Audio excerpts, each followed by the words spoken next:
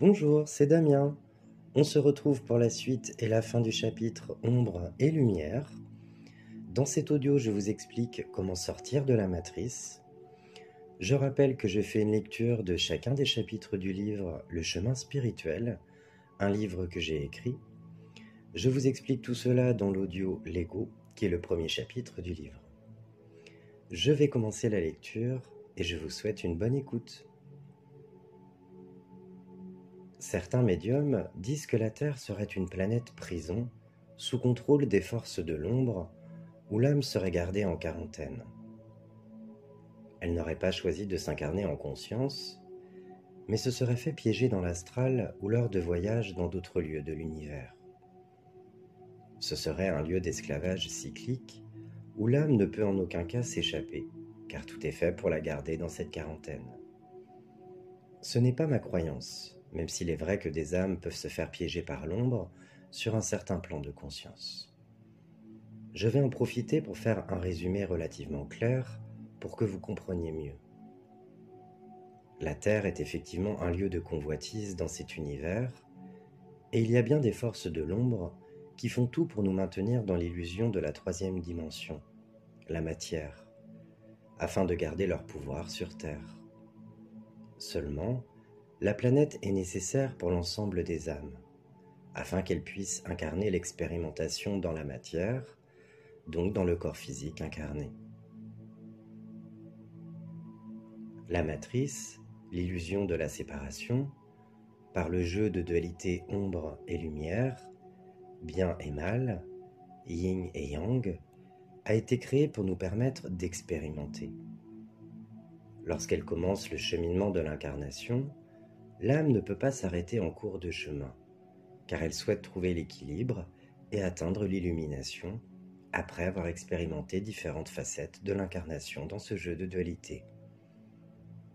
En parallèle, en cours du processus d'évolution du cheminement des âmes, la Terre a été corrompue et infiltrée par ces plans de l'ombre, qui ont trouvé notamment une source d'approvisionnement dans nos failles émotionnelles, qui sont en lien avec nos parts d'ombre, nos mémoires karmiques. La matrice a été viciée, polluée, altérée, et nous vivons dans la matrice sombre, une illusion de séparation, mais qui a été exploitée pour nous maintenir en esclavage, loin de notre héritage. Nous sommes en fait dans une guerre spirituelle dont l'enjeu est l'asservissement des peuples et la spoliation de notre étincelle divine par la corruption de notre ADN vibratoire, notre vibration originelle.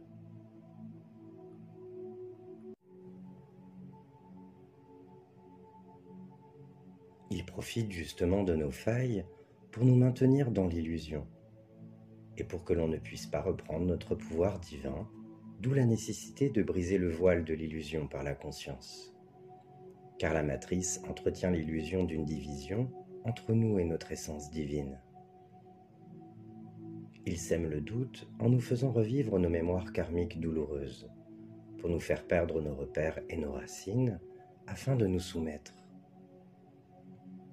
Nous pouvons donc comprendre que la première chose dont nous sommes esclaves, c'est de nous-mêmes, de nos peurs, de nos croyances limitantes, de nos émotions, de nos mémoires cristallisées dans l'inconscient.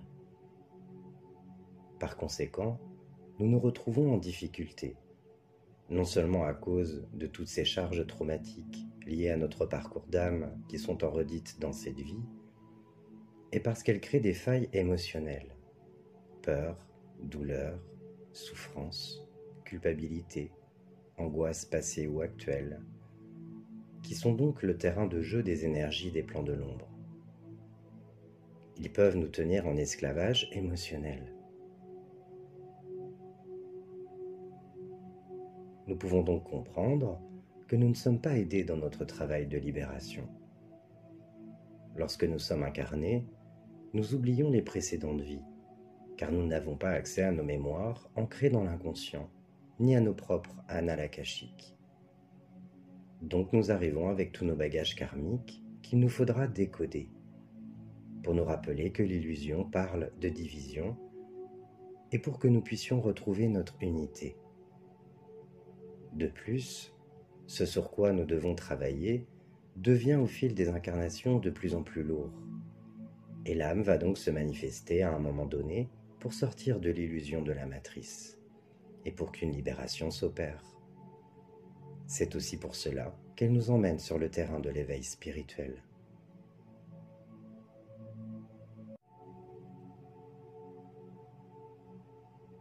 Du fait de nombreuses incarnations, beaucoup d'âmes se sont perdues dans les méandres de la matrice illusoire parce qu'elles se sont identifiées à elle, à ce qui n'était pas elles. Elles ont par conséquent perdu le contact avec leur être profond, leur lien avec leur source et leur potentiel divin. Il est vrai que certaines âmes enfermées dans leurs illusions, leurs peurs, leur colère, leurs pensées limitantes, leur mémoire, peuvent se trouver enchaînées parce qu'elles se seraient fait piéger par les énergies de l'ombre sur un certain plan. En fait, à partir du moment où nous avons été engagés dans le jeu de dualité sur Terre et sur d'autres plans, nous avons pu être sous l'emprise d'entités sombres. Une âme peut donc se retrouver sous l'emprise de ces énergies, l'amenant à se réincarner.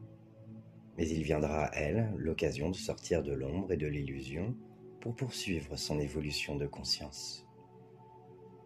Je ne dis donc pas que ce n'est pas une réalité, car il en existe une multitude, mais que dans l'ordre naturel des choses, tout n'est que choix et libre arbitre. On peut résumer cela à la notion de conscience qui dit « Je veux vivre l'expérience ou je refuse de la vivre ». En fait, la notion de réincarnation est bien plus subtile.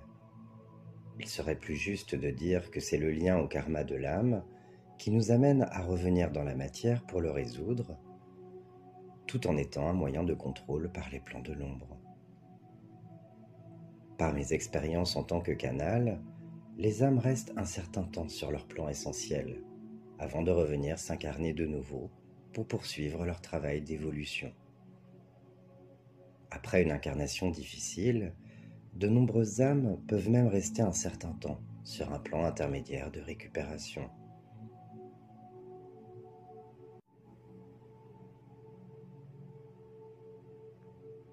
Le sujet est très complexe. Il y aurait beaucoup de choses à dire sur tout ce qui se joue dans le monde spirituel et dans le processus de réincarnation. Oubliez tout cela et tout ce qui est dit sur la notion de karma.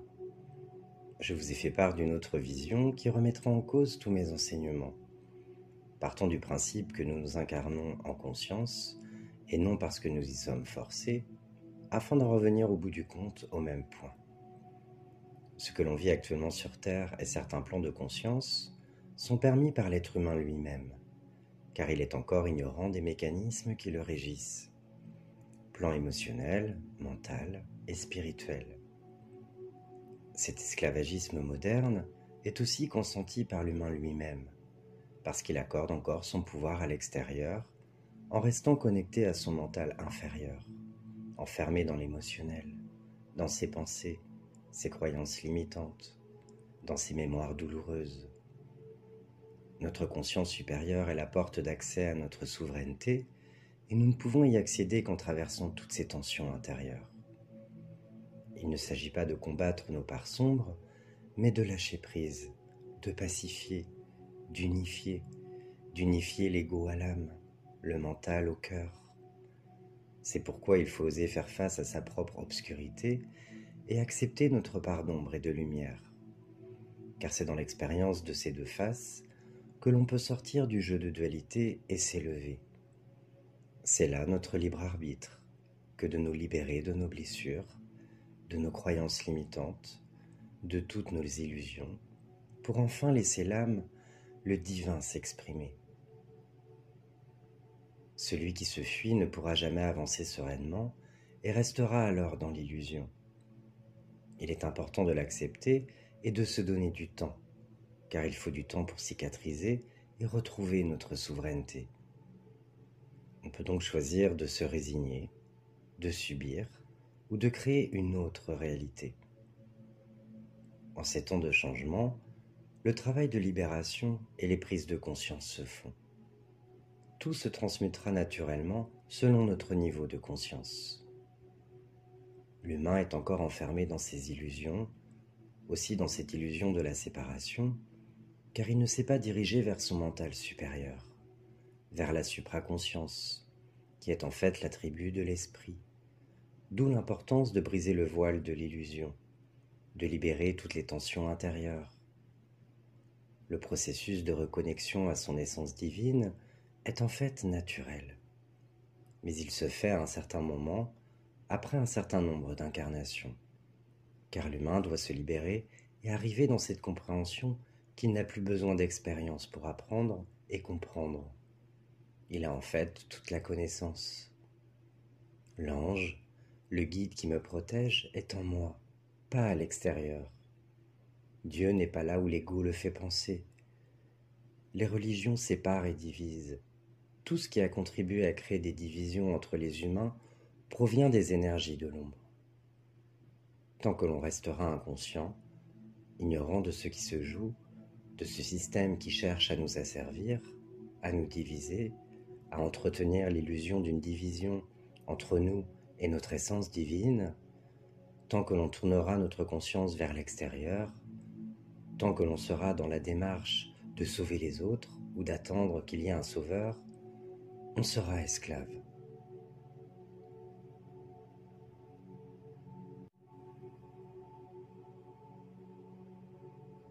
La libération de l'humain passe par la connaissance et la maîtrise de 3 pouvoirs dont il dispose: le libre arbitre, l'intention et la conscience de son essence. Une fois ces 3 aspects maîtrisés, l'humain devient maître de son existence et aucune force ne peut l'asservir. L'évolution étant le choix qu'a fait l'âme en vivant l'expérience dans la matière, se rappeler qui nous sommes est la clé d'une évolution consciente. L'humain doit simplement se reconnaître en tant qu'être souverain, divin, dans toute sa connaissance, celle qui se trouve au-delà du passé et du futur, dans sa présence lumineuse. Chacun avance à son rythme pour tendre vers cela. C'est pourquoi nous nous réincarnons, pour atteindre la conscience universelle, la supraconscience, celle qui nous permet de devenir conscients de toute chose, et aussi d'apprendre à utiliser toute chose avec sagesse. Il est essentiel de retrouver la conscience de notre lumière et notre pouvoir créateur. De comprendre aussi qu'il n'y a pas de séparation entre l'humain que nous sommes et notre âme. Notre âme est en permanence avec nous, puisqu'elle est nous. L'important est de reprendre le pouvoir et la maîtrise dans notre âme pour faire face aux ombres en nous et autour de nous. En résumé, que pouvons-nous faire pour débloquer la situation et faire naître la vérité? Pour nous transformer, pour transformer le monde, nous devons récupérer notre pouvoir souverain, penser par nous-mêmes, discerner la vérité de la désinformation, nous affirmer dans ce que nous savons être juste. Peu importe le niveau de conscience dans lequel nous nous trouvons actuellement, nous avons tous ce pouvoir. Tout passe en premier lieu par l'individuel et la notion de responsabilité, c'est-à-dire le travail sur soi, le déconditionnement, la reconnexion à son être profond. Avant de vouloir changer le monde, il faut se changer soi-même. Il s'agit de poser un choix, de reprendre le pouvoir sur soi pour retrouver sa souveraineté, d'aller travailler vers la conscience de son être supérieur en cultivant la compassion pour soi et les autres, son libre arbitre et son discernement. Cela implique de cultiver l'amour de soi en travaillant sur ses parts d'ombre, et aussi de sortir du schéma bourreau, victime, sauveur. Nous avons tous joué à un moment donné ou à un autre de notre vie à ce jeu psychologique, de manière inconsciente. Les rôles ne sont pas fixés et nous pouvons passer très facilement de la victime au bourreau ou au sauveur. Ceci dit, selon notre parcours d'âme, nous avons un rôle inconscient dans lequel nous avons tendance à nous installer en attirant à nous les 2 autres types de personnalités. Dans vos interactions, prenez le temps de vous observer, de prendre conscience de ce triangle. de regarder votre comportement pour savoir dans quelle facette vous vous situez. Pourquoi avez-vous telle ou telle réaction? La plupart du temps, nous avons des réactions plus que des actions. C'est-à-dire que nous réagissons à un stimulus extérieur parce que cela vient toucher nos parts inconscientes qui ne demandent qu'à voir la lumière. C'est à chacun d'entre nous de nous poser les bonnes questions et de modifier notre positionnement, de reconnaître nos responsabilités en considérant avec bienveillance et esprit constructif nos blessures du passé.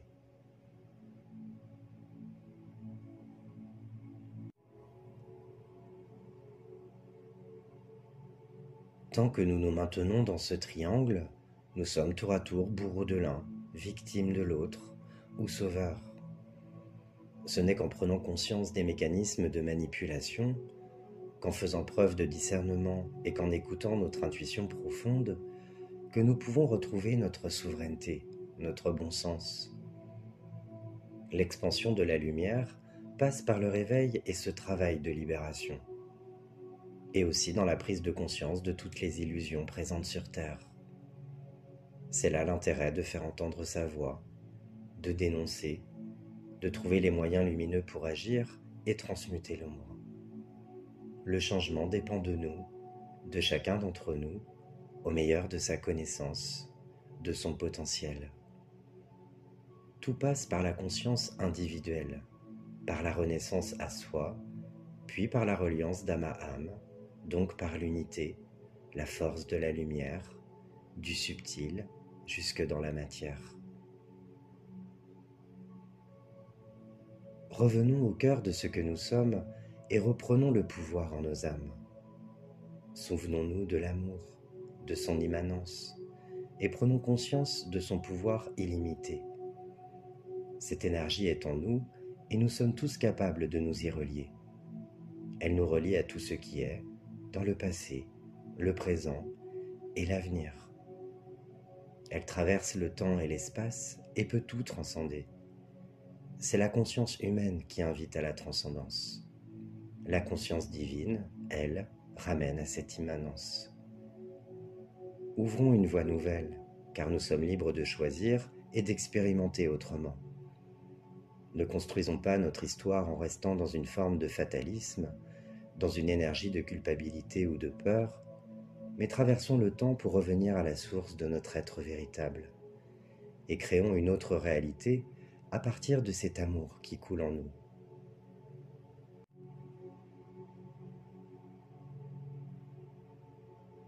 Nous sommes tous enfermés dans certaines croyances. Tout comme elles, le temps n'est qu'une illusion. Seul l'amour divin est réel. Il n'y a que nos croyances qui peuvent nous maintenir dans cette illusion de séparation, qui font que nous pouvons être prisonniers ou victimes de notre passé, que nous devons craindre un futur dans cette illusion de linéarité. Nous pouvons nous libérer de tous nos bagages si nous reconnaissons que nous faisons partie de l'énergie divine unique, que nous sommes et serons toujours une part du tout divin. Tout est en nous. Le karma, ce n'est rien d'autre que nous souvenir de notre divinité. Seule l'ignorance crée la séparation, donc créez ce pont entre votre conscience humaine et votre conscience divine. Vous retrouverez l'unité que vous n'avez jamais perdue en votre centre. Nous sommes des êtres multidimensionnels, tous en chemin pour trouver le juste équilibre entre cette unité et être une âme individuelle. C'est notre voyage dans la dualité, pleine de contrastes, qui peut nous ramener vers une conscience et vers une réalité fondée sur le cœur, faite d'humains divins, dont les expériences sont emplies de lumière.